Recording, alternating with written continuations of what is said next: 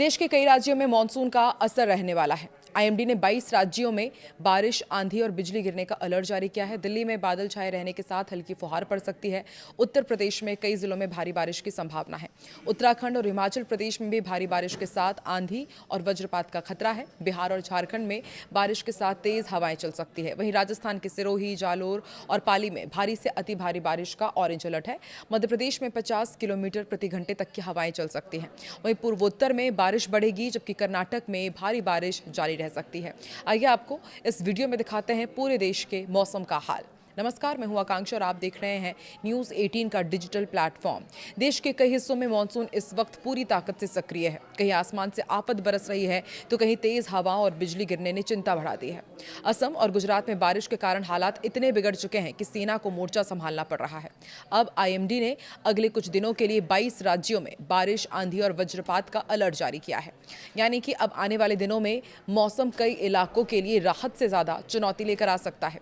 दिल्ली में जहां हल्की फुहारें मौसम को सुहाना बना सकती है, वहीं उत्तर प्रदेश और उत्तराखंड के कई हिस्सों में भारी बारिश परेशानी का सबब बन सकती है।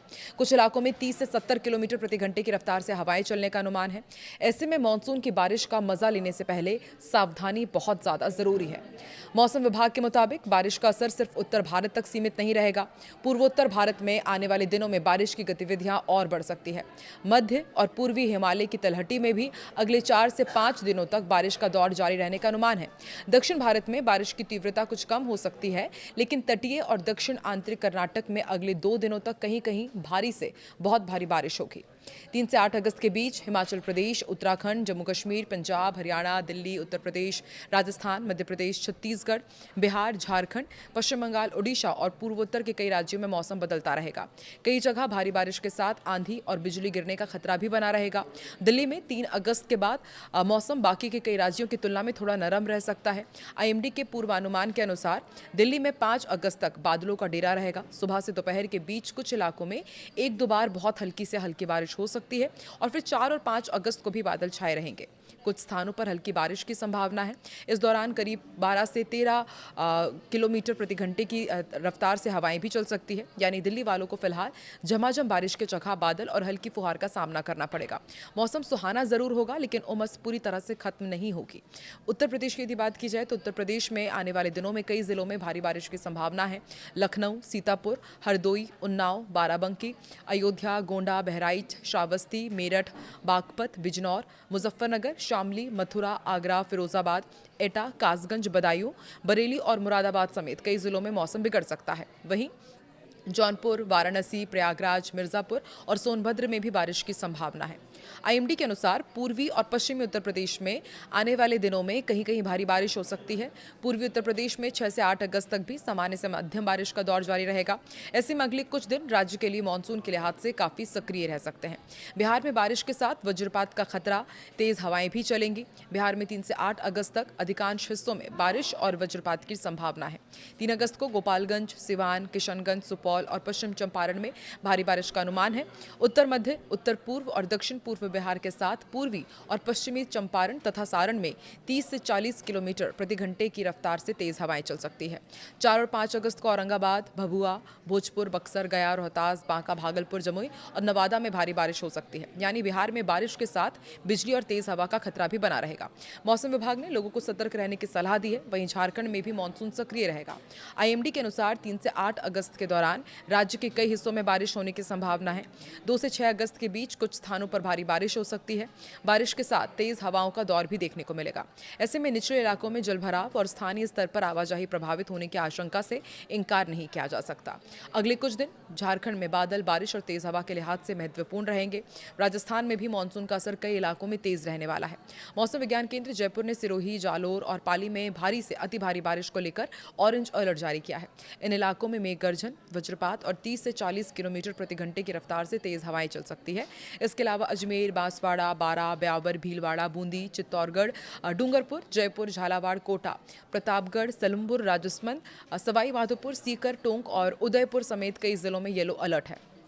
पश्चिमी राजस्थान के बालोतरा, बाड़मेर, बीकानेर, डीडवाना, कुचामन, जैसलमेर, जोधपुर, नागौर और फालोदी में भी मौसम पर नजर रखने की जरूरत है।